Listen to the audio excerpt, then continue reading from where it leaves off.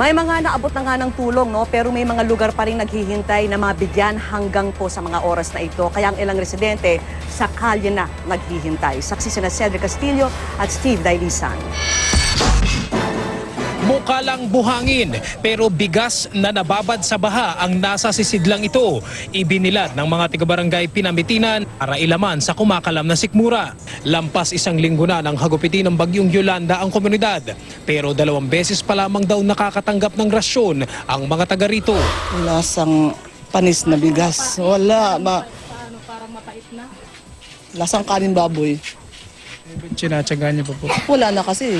2 kilong bigas, 2 pakete ng noodles, 2 lata ng sardinas kada pamilya. Ito na raw ang kabuuan ng relief goods na kanilang natatanggap. Pinagkasya sa linggong lumipas. Hindi dapat ubusin. Isa lang. Para may bukas, may makakain ng mga bata. Ilang araw na pong walang supply ngayon? 4 na araw.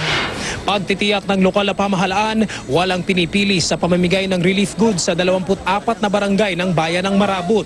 Pero tuwing kailan may darating na tulong, yun daw ang mahirap sagutin. Kung may dumating, at saka mayroon na ditong stock na kaya ng bigyan ang whole 24 barangay, saka kami nagdi-distribute. Sa bungad ng barangay Santa Rita, ito ang nakapaskil.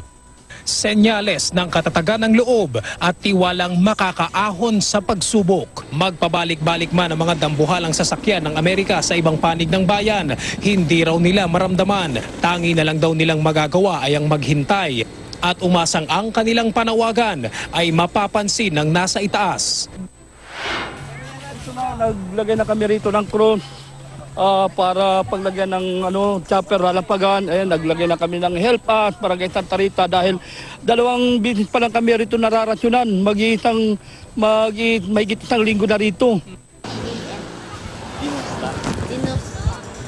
Mga placard naman nagawa raw ng mga bata ang nakaagaw sa aking atensyon dito sa Sara.